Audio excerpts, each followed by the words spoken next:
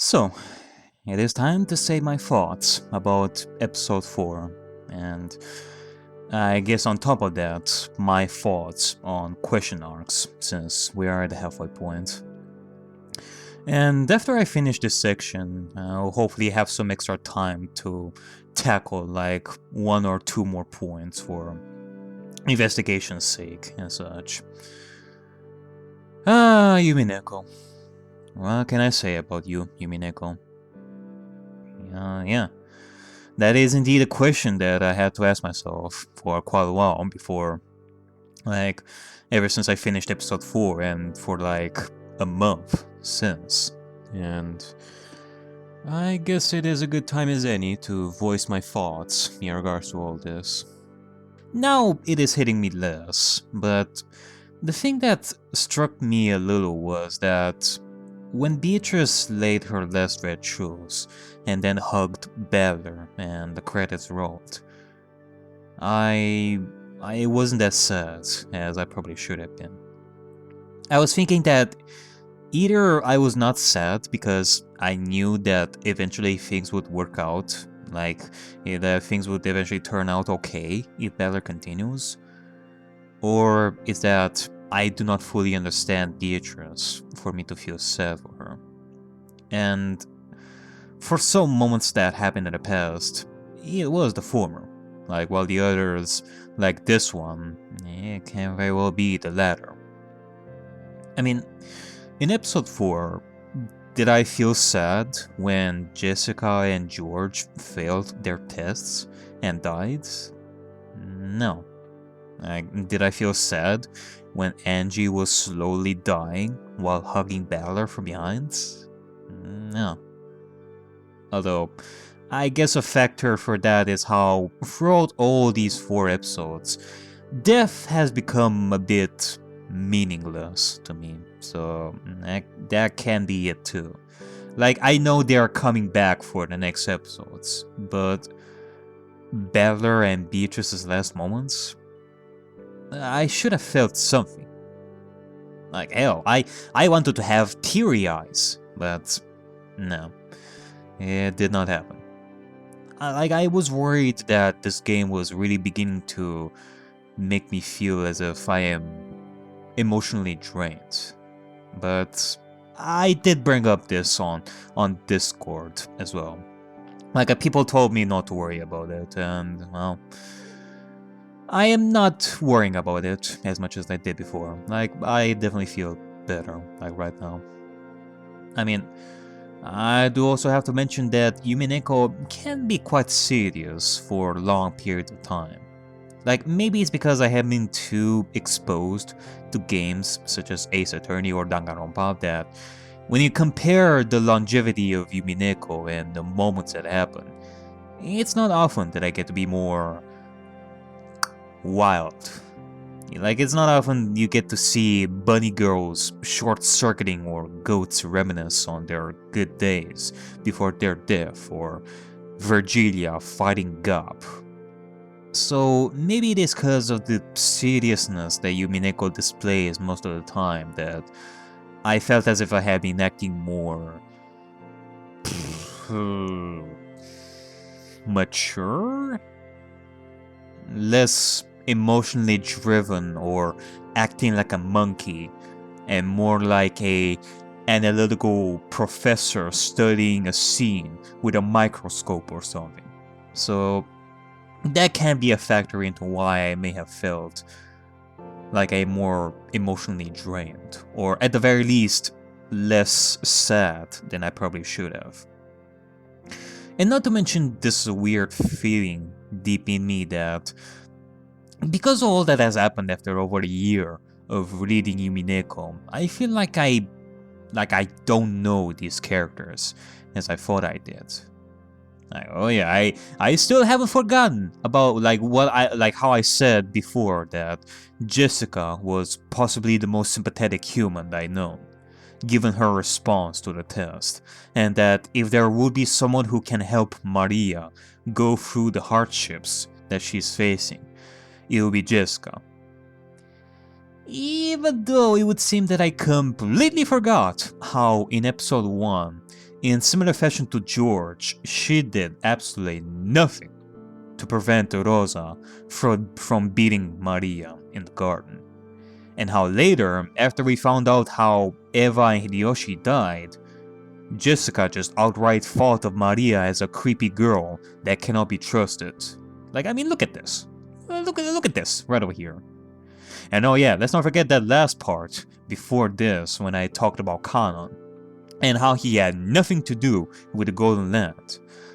But in actuality, he was more than willing to believe in it and wait for the day that he would go there to become human and experience love. Which, you know, in terms of all that, I guess I could attribute this to how I have been reading Umineko for over a year now, and some scenes or characters, or moments will be forgotten. But it still stands that it is very, very discouraging when that happens. To not only think that I do not fully know these characters, not just because they may secretly be hiding something that we are not aware, like being an accomplice or something, but also because I just completely forgot their characters, simple as that. And, well, there's also a bunch of other factors, like internal and external. But, you know what? It's all in the past. Or, at the very least, a bunch of that stuff is in the past. For now, though, I feel like I should just... I feel I should just reset my brain once more. Just clean it, rub it, rub-a-lub-a-dub-dub, and pretend as if I'm starting up a new story here. Like, I'm gonna admit defeat, and maybe when I will go through episode 5, not episode 4. Like, once I go through that, I will be better at understanding characters and magic, and maybe once that will happen, I'll be able to burst with energy and go bananas on things. Like, I'm gonna leave the question arcs behind and pretend that I'm starting a completely new story in episode 5. Like a time skip in a shonen anime. Like, it continues the original story, but at the same time, it is a fresh new start of sorts. So, with that being said, let me think about what I liked about episode 4. Like baby steps. What did I like? Well, I liked Virgilia in episode 4. She was fun. I like fun. Like, she added to the comedic moments of the tests when they happened, and it is something you do not really expect out of someone like Virgilia. Like, initially you see this mature, graceful woman when you first see her in episode 3. One who can offer you advice and such, like a teacher of sorts, offering you advices like the Braun 2 thing, followed by her having an epic battle with Beatrice, followed by her going all Wicked Witch of the West by the end of Game 3. And then in Game 4, she acts as a comedy relief. I mean, it's nothing new. I mean, Beatrice goes through all ranges of emotions and roles, from smug to devilish to emotional to goofy, even, and everyone else too. Basically what I'm getting out of this is that powerful entities slash antagonists slash rivals, they don't have to stick to one single mask throughout an entire story. Like, they can be both menacing and quirky at the same time. Because, you know, like, I can hear arguments like that in, say, One Piece, where people are like, oh, like, this character is too goofy now, they are ruining the status of this villain. And I'm like, no? Like, someone like Beatrice or Virgilia or Lambda Delta can be quite goofy and still be menacing when they can be.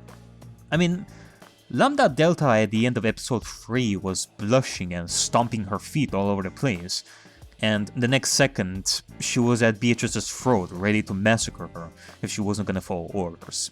Which, by the way, like a long time ago, I was given some manga panels of that scene, and man do I love these. So yeah, go bananas with your antagonists slash rivals slash powerful entities. Like, as long as they have the power to screw you in many ways you cannot even imagine, you can make them go through any shenanigans you can imagine. Like, you can have Lambda Delta try and chase a cat in the forest and have her bump into trees and rocks, and she will still be the most threatening witch in the story. What else? I liked that episode 4 focused on some of the characters. Like, objectively speaking, like Maria, Benji. Like, it gave some spotlight to Mammon out of all the stakes. And when Kinzo asked the 3 Chister girls how they would answer the test, and with each of them giving their own answers which can tell us something about themselves, which is nice. And it gives us some more moments with Beatrice and Ballard, what with the sin and all the stuff that happened between the two by the end of episode 4. Even though I still have yet to decipher all of that. Like, as of now, I can only tell you on a surface level that, yes, this episode 4 was important to both Beatrice and Ballard as well. Even though I won't be able to tell you, like, cohesively why that is. Alright, well, what else? I liked, objectively speaking, what some of the characters like Angie and Maria went through in their respective timelines, to showcase the brutality, the torture that they went through. Although sometimes, in my opinion, they might have overstayed their welcome a little bit too much by the end of those scenes. Which, I'm not even gonna talk about it here. Like, I want to talk about the good stuff. Like, this is a topic for a completely different day. But let me be clear, however, that what they showed to express what the characters went through, it is great. It is fantastic, in my eyes. Now, the next thing that I liked is the focus on magic for episode 4. Now, while the understanding of the concept of magic is still not within my grasp, I can at least say that it is important. Like, I may not be able to explain it, I may not be able to do it justice and eloquently explain it and combine it with a murder mystery solving in a cohesive way. Like, while I may not be able to do that here, I can at the very least say that it is a good thing. I mean, how much can a murder mystery achieve with who's, how's, when's, where's, and why's, without something else added to it that will break its monotonous formula that you may encounter in, like, say, less effective murder mysteries? Well, I can tell you. And this is something I have been thinking of for the past days, but let me mention, like, 2 books of Agatha Christie that features Hercule Poirot. Like, there's After the Funeral and Murder on the Orient Express. Now, while I may have read quite a few murder mystery books coming from Agatha Christie before, of Agatha Christie and Arthur Conan Doyle and other stuff, I cannot say that I am the best at interpreting books in general, but I can tell you that, to me, there was a difference between the 2 books that I mentioned. Like the After the Funeral book was okay, I guess. It ended up in the culprit being captured by Hercule Poirot. Like, it's nothing special there. The Murder on Orient Express book, however, its ending has stuck with me.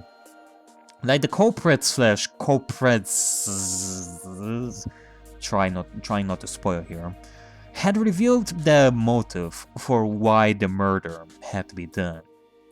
And the book ended in a way that made it have a heart, in that sense. Like, there was a heart and creativity behind its ending. Now, of course, other works from Agatha Christie more than likely have heart in them in similar fashion. I couldn't tell you though. But whatever the case is, it sure beats the hell out of anything similar to, say, like the very first Scooby-Doo cartoons in the 1970s when it comes to the murder, like the mystery stories and the characters involved in them that are not the Scooby-Doo gang, like the culprits and such. Like, what I'm trying to say is that when it comes to mystery stories, you gotta have drama, suspense, sadness, romance, all that stuff. Otherwise, you'll be no more than just a puzzle to satisfy your brain, in that sense. Like, that is how I felt about some of the books that I read from Agatha Christie in the past. I looked at those stories as just a means for me to try and solve a murder mystery, with varying degrees in whether I managed to solve those or not. With most of the books, I never managed to solve most of them by myself. Hercule Poirot definitely beat me on that one, but most of the time I never looked at those as more than just brain teasers for my brain, unless as emotional stories for me to sink my teeth into, to really give a shit about the characters in them and such. So in the last parts I mentioned how episode 4 made it feel that it is more of a fantasy story than a murder mystery story, which I guess with all this being said, you'll be wrong to say this. Like, a good murder mystery story can have elements such as fantasy and love and such. Or one may say that a fantasy love story can have murder mystery elements, like vice versa. But, you know, a fantasy love story can work on its own themes without needing murder mystery elements to it. Like, that is a bonus for the writer if they can pull that off.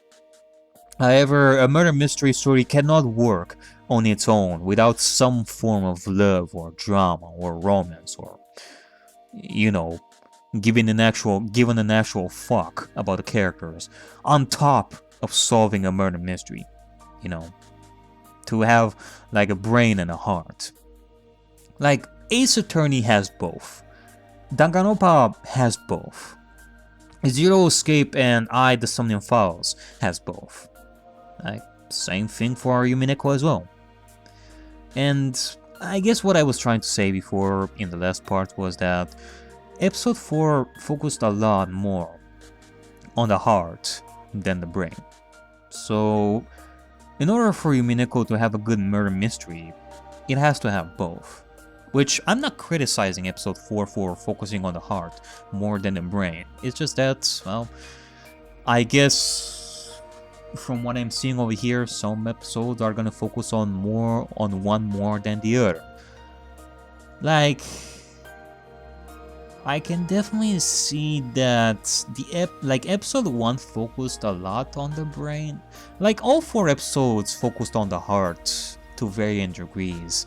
It's just that episode 4 focused extensively on that more than the brain. Like, the brain stuff, like the murder mystery, the Twilights and such, that was reserved for the tea party, like after the end of episode 4.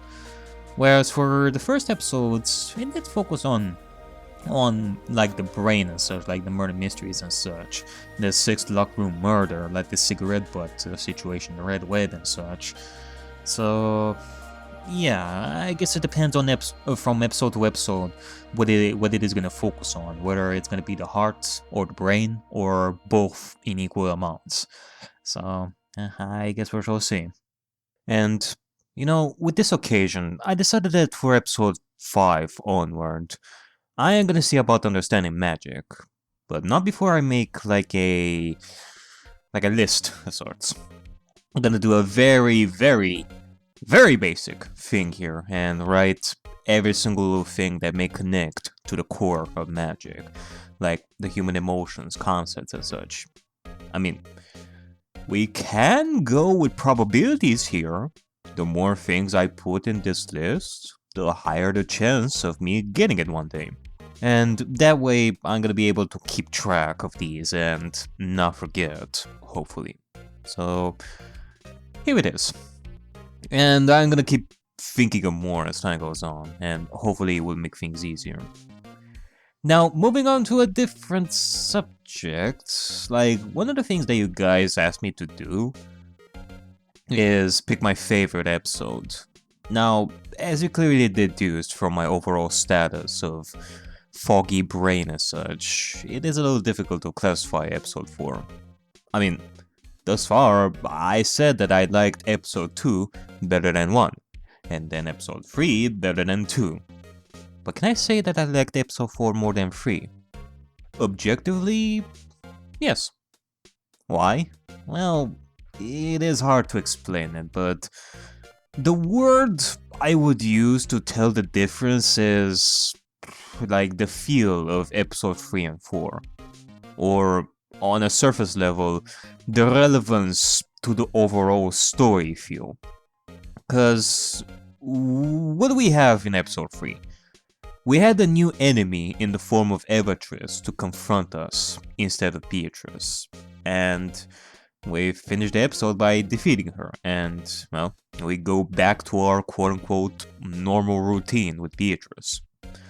In episode 4, we have the sister of the protagonist joining in the meta world, trying to bring her family back, which in turn leads to Balder trying his best for her sister to defeat Beatrice and go back home with the rest of the family.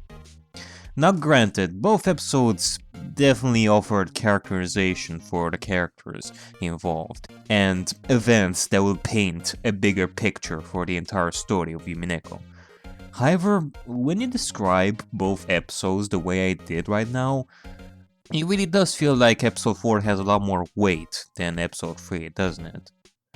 I mean, look no further than Balder and Beatrice's interactions from the test to the end of the episode. I mean, this definitely contributes to forming the bigger picture of Umineko. I mean, Beatrice said it plain as day that it is Balder's sin that caused all this to happen.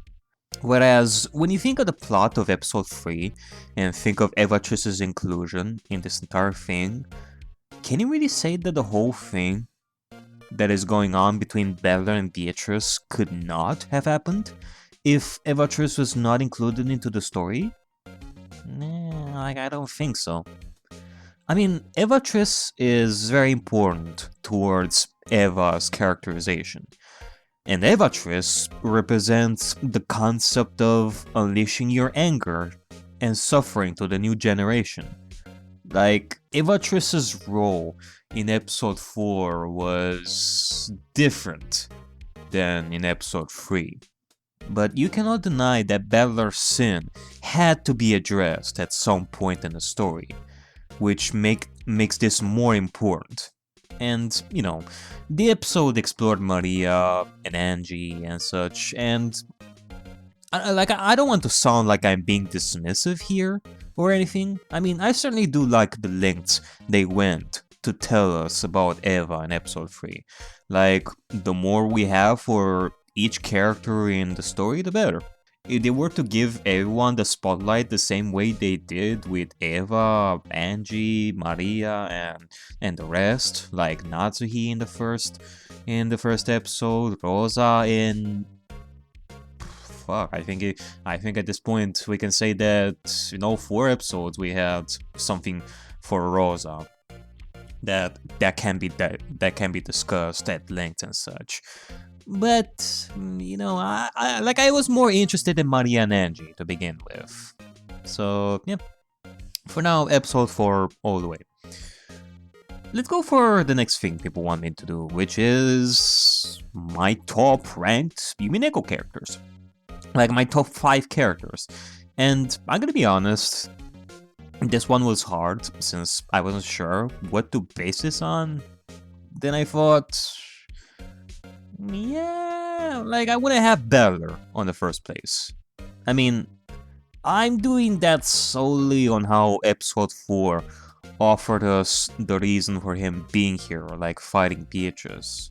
I mean, not completely, but we do get one step forward.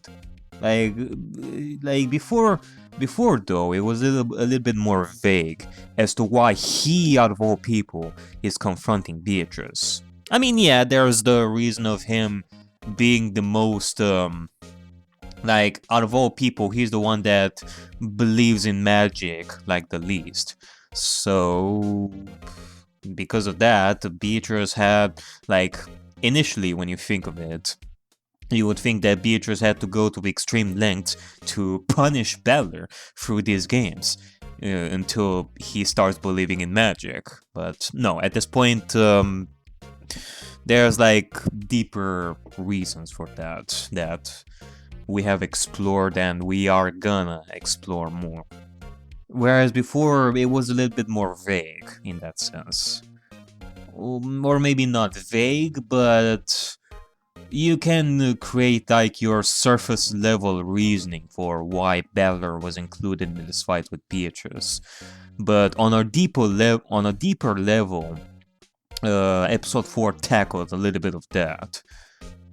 And, you know, there's this one thing somebody said before of how Beatrice's voice actress knows everything about the plot, whereas the voice actor for Balor knows nothing, from what I have heard. Which is in character with Beatrice and Balor. Balor is relatable in the sense that we, the readers, are just as confused as he is, as such. So, yeah, Balor first place. And I think that, objectively speaking, and based on my feelings and such, I'm gonna rank it like this. Like, first place is Balor, second place Beatrice, third place Angie, fourth place Maria, and fifth place Cheester 410. Like, it sounds... It sounds like the ranking is solely based on how much time and effort they put. Like, the first 4 characters in this ranking were like the most important characters in episode 4. So, yeah, you may argue against this ranking, but that is my ranking for right now. And, you know, like, if you want something more, I can give you my personal ranking system, which is something like this. Yep.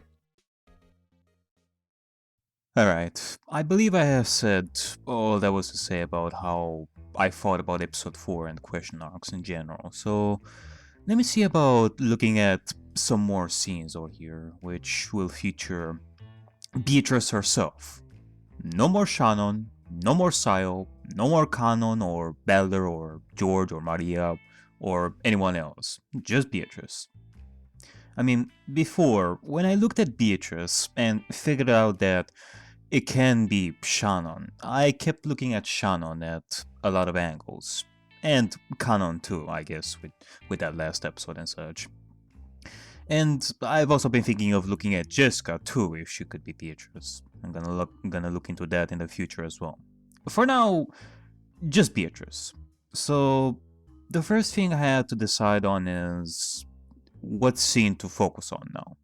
And then I decided on right after Balor told Beatrice that he doesn't remember his sin.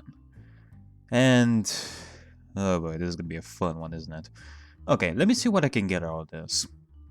So, at face value, I see Beatrice's talk to each other. Now, once again, it goes back to previous discussions of having an inner conflict with multiple personalities like Sayo, Shannon, Beatrice, etc. But, as I said before, just gonna forget about Sayo and Shannon and all that stuff. What we have here is one Beatrice who, before, I categorized as human Beatrice, with the high schoolish outfit, and witch Beatrice, with the dress. But before we get to these two, I have to note that, at the beginning, human Beatrice was talking, and then the other Beatrice was talking, but she was not on screen. Her lines were at the top of the screen, with her nowhere to be seen. And we've seen that a little later too, before the tea party. To me, it says that what we see here might be the hidden true personality that we are not supposed to see. Like the hidden core of Beatrice that we have to reach. The one who is suffering and is at the center of what is going on here.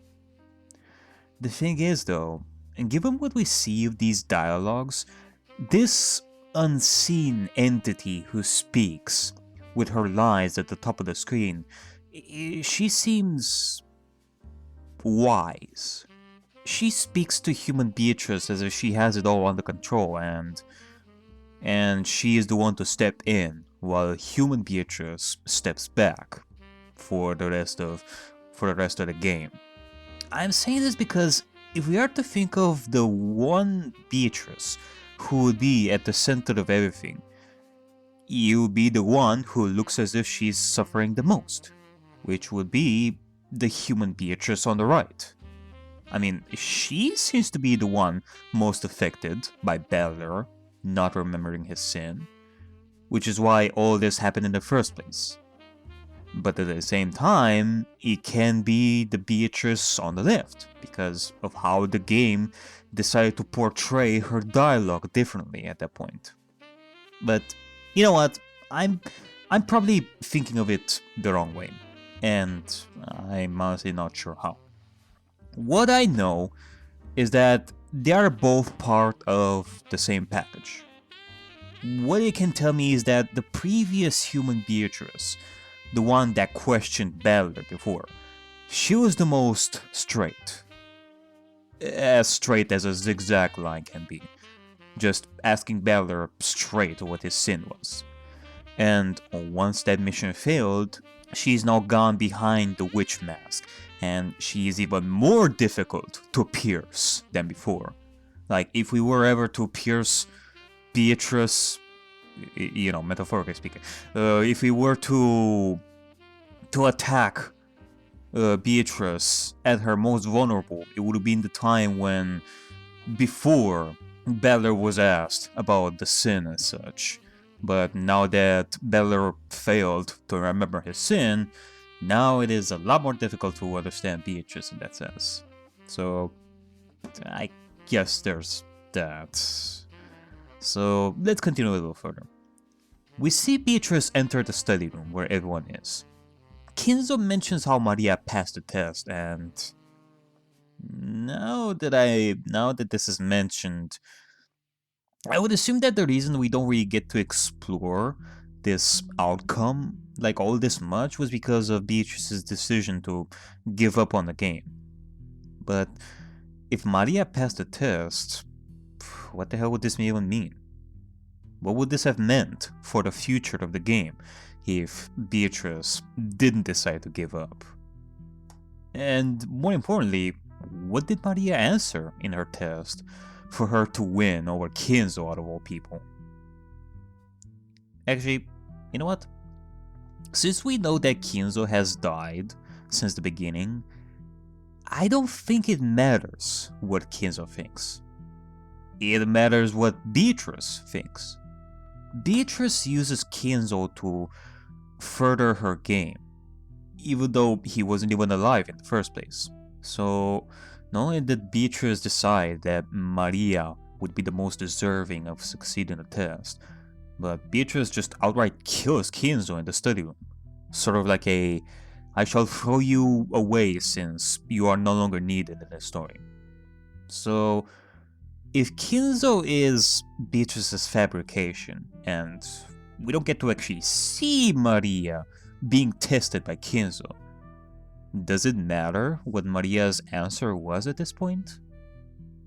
Or was this just Beatrice offering Maria a freebie because she likes her so much, that she's the most deserving of everything in comparison to her cousins? Because it is either that, or we follow Kinzo's usual pattern and say that Maria basically answered in similar fashion to George or something. Or, I mean, it depends on the answer, I guess. I mean, the important thing for the test was how determined you are in your answer, not what your answer is in the first place. And not to mention that she still died, though. So, in that sense, it's... God damn it! I'm supposed to focus on Beatrice here, not Maria! Sorry, Mario. I'm gonna come back to this at some point in the future. I mean, I guess since we're talking about Maria, maybe that one scene with Beatrice and Maria in the garden can tell us something. The one after Balder disappeared because of the red shoes regarding his mother.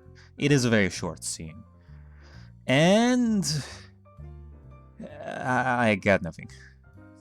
At least, nothing above a surface level examination of this scene, which would be that both of them wanted everyone together in the Golden Land, but it ain't possible. And Maria is fine just being with Beatrice for all eternity. But Beatrice obviously is sad about this outcome. I guess one thought can arise from this. Like the scene sort of leads to a feeling of how if everyone is happy and together in the Golden Land, then the suffering would be over. Which, like, if I have to think it as another character study or something, it sort of has this Battler versus Beatrice feel to it.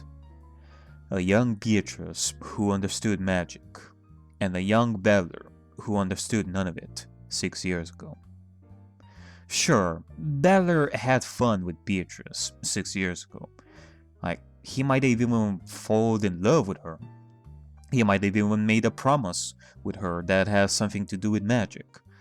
But because Battler was more of a rational kid and did not believe in magic, that promise that he might have made, or whatever that sin of his is that has to do with magic, it must have been really embarrassing for him. So, he forgot it after he left the family, or he is in complete denial about what his actual sin was. Let's not forget about that kind of possibility. So, what is happening now in 1986, it is a reflection of that.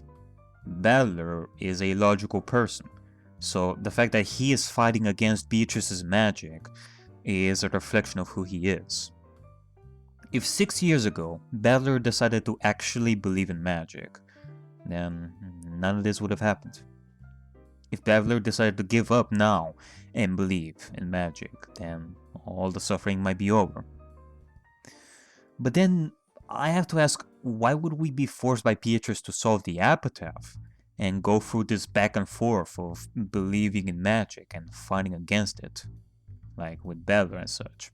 The reason why Beatrice did that whole thing at the end of episode 2 with Rosa was because of wanting Battler back in the game. Well, maybe it's because Beatrice knew that Battler didn't quite give up into believing in magic the way she wanted.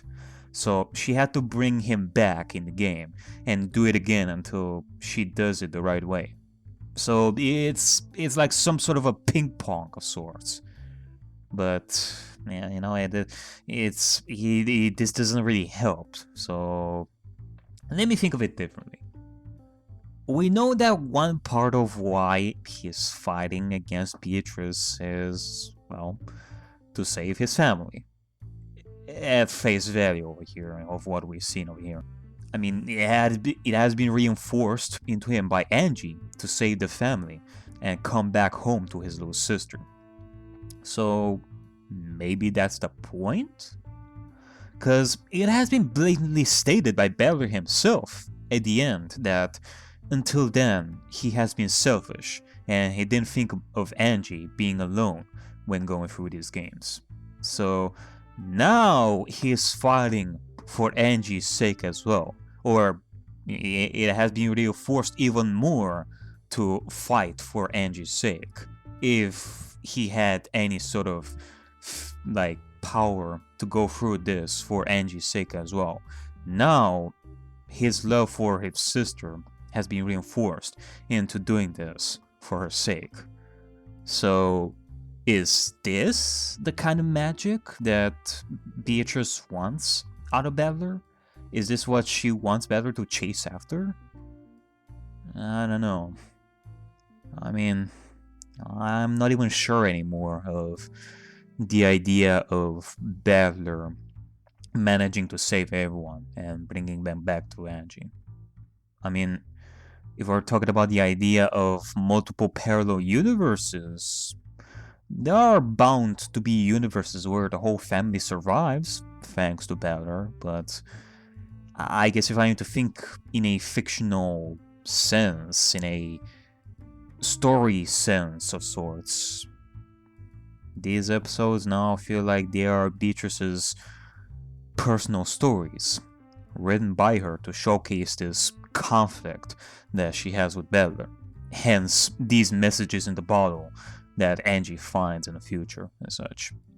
Like, who knows? Maybe these episodes were written by Beatrice way before the actual incident on Okajima, as a way to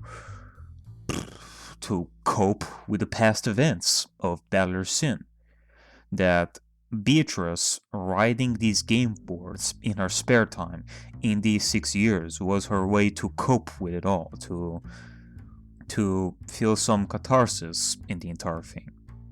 So, in that sense, it can very well lead to the idea that none of the things that we've seen actually happened, whether we're talking a magic claim or even human claim in that sense. The one actual thing that did happen, that we're never actually going to see possibly, is the fact that the entire family died. How they all died, we will never see it. But these 4 episodes thus far that we've seen are Beatrice's alternate stories written by her. But, I mean, I guess in that sense, same case can be said for Angie's future that we've seen in episode 4. Like, everything is written by Beatrice. But I guess I could look at it this way. Maybe as an ending for Umineko, like episode 8 will feature what actually happens to the family, which can very well be that everyone will get to live and return to Angie. That episode 8 will be the one that actually happened in the world of Umineko, and not a story written by her as it would be for the first 7 episodes or something. Here, I actually made this as well, so that you can see what I'm talking about over here. Like, this is the kind of idea that I was thinking about before. Like, before, it had layers, and now it has one extra layer in that sense. I mean, you know what they say. Onions have layers, cakes have layers, and even Shrek has layers. So, why wouldn't Umineko has layers? I guess what I'm trying to say is that Umineko is love, Umineko is life. Alright, well, I tried. I tried once again to make sense out of that, so maybe next time. Like, one last thing before I end this though. I looked at the scene of Rosa killing Saktaro and one of the chisters back at Maria's home. Rosa says, "I'm glad you have a full 4 friends." Damn it. I guess that means we won't have more than 4 chisters in the future. I mean, the more chisters the better, as I say. Chister 410 still is my favorite though. That is certainly a fact. The chister girl that Rosa threw apparently was also holding a trumpet. I mean, I can imagine that 4-5 is the one with the tuba. And Double O has the triangle. Also, the chister girl is described like a chess piece. And... wait, that's it? I mean, I was told that if I go back to this, maybe I would be able to understand the chisters a little better, but how is this any different than what I thought of before? I mean, okay, I can think of the chister girls as purely created by Maria, in similar fashion to Saktaro, and they were incorporated into Beatrice's stories, like, you know, if I follow my previous ideas of the episodes being written by her. Like, one day Maria came in to visit Beatrice, talked about the Chister bunnies, and Beatrice was all, "Aha! let me incorporate the bunnies into my story, because I love Maria so much. I want her to be a part of the creative process too. Actually, you know what? Since I brought up that whole thing about how Sakutaro was not handmade by Rosa, but it was, there are multiple Sakutaros out there that it was manufactured and such. Maybe the same case can be said for the Chister girls. In that sense, could I possibly see a future where the fourth Chister girl is gonna come back because Rosa decided to go and look for the Chister girl and buy her at some store where they sell those bunny statues and such? I guess not just in a golden lens sense of what happened there with Angie, Beatrice, and Maria, but in human claim, or like in the future, Maria brought Angie brought Sakutaro with her to Rokkenjima and decided to leave Sakutaro on Rokkenjima. So same case can be said about the Chister girl. Maybe Angie managed to find the fourth Chister girl and they decided to bring her back to Rokkenjima so that she can revive the fourth Chister girl as well. I guess that is a thought. Well, I guess that about wraps it up for now, folks. There's like so many things one such as me can tackle, but I guess we should leave it for episode 5 to continue. I can imagine that you're all waiting for episode 5 by now, so yep, I guess there's that. So, here's your punishment for your defeat. Bon appetit. A gummy bear? Not just any regular gummy bear, Mr. Gurando. You probably know of the Scoville scale, don't you? Oh no. Oh yes. 9 million on the Scoville scale. You'll feel the burn even when you touch it with your fingers. Alright, I guess this is what you want. Before we continue with this though, I have to ask, why is it that you feel the way you do about magic? Why? I thought it was pretty clear by now. But given the state that we're in right now, I guess it is no surprise that you're one to ask this. So maybe a little bit of clarifying should suffice. It is twofold. It is dangerous and it is unnecessary. Dangerous and unnecessary? You know, this entire story has pictured magic at times to be something wonderful, something powerful that can heal the wounded, that can change things into better, that can create miracles. Well, of what I have seen, it has been nothing but a source of more suffering, and with that, also a hindrance. Kenzo has fallen for Beatrice decades ago. So much so that he ended up capturing her in his dungeon with a twisted sense of love that destroyed both of them. If magic is so powerful, they should have lived all happily ever after. But nah, that didn't happen. It affected the siblings' lives. It affected everyone in this story. If magic was so great, then all of Maria's problems would have been fixed by now, wouldn't they? Shannon and Kanon wouldn't have to go through all this.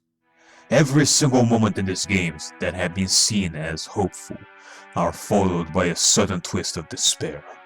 A game of ping pong with no end to it. And the person who goes through the worst in my eyes? It is Angie.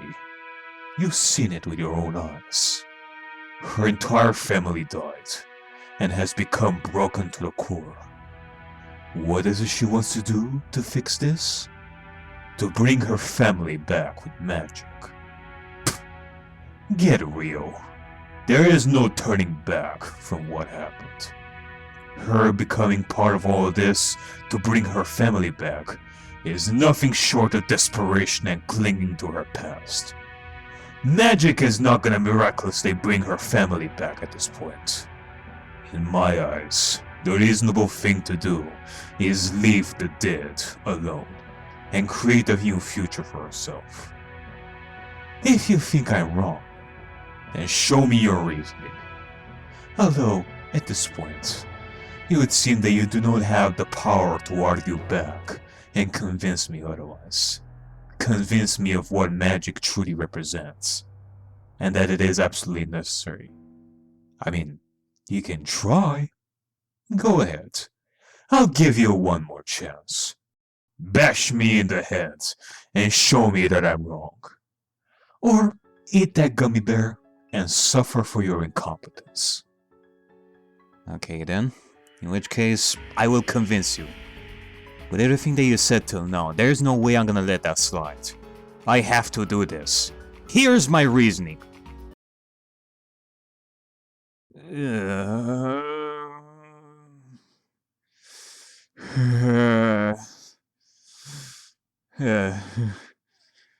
And the bushes and the toilet are gonna become my new best friends, I can tell you. Alright, let's see about getting back ourselves on our feet now. Like a little walk will do wonders too. Okay. I think I'll be fine now. So then, Noby, what are you gonna do now? The second half of the story is going to begin soon. Any last thoughts or wishes you want to address before we start walking forward again? The wish to solve... The wish to understand every character and the heart of the story. In which case, lead the way to whatever the end of the road has in store for us. Right.